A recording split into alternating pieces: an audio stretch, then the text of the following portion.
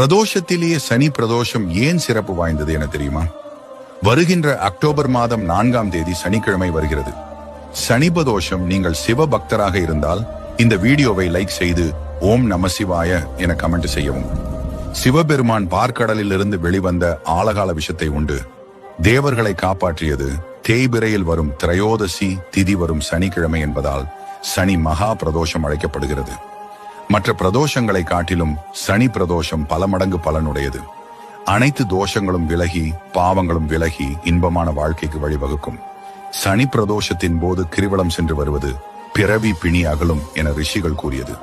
சனி மகா பிரதோஷத்தன்று தெரியாமல் கூட இந்த தவறை வீட்டில் செய்து விடாதீர்கள். அன்று அசைவம் சாப்பிடுவது என்பது மகா பாவம். அன்று முடிவெட்டவோ நகம் வெட்டவோ கூடாது. யாரிடமும் கடன் வாங்கக்கூடாது. முடியாதவர்கள் ஏழ்மை நிலையில் உள்ளவர்களை வஞ்சிக்க கூடாது. முக்கியமாக கால்நடைகளை துன்புறுத்தக்கூடாது. அன்று மாலை 4 மணிக்கு முதல் 6 மணிக்குள் பிரதோஷ வழிபாட்டில் மறக்காமல் கலந்து கொண்டு நந்தி பகவானுக்கு நடக்கும் அபிஷேகத்தை கண்டு சிவபெருமானை வேண்டிக் கொண்டால் எண்ணியது ஈடேறும். இப்பிறவி பலன்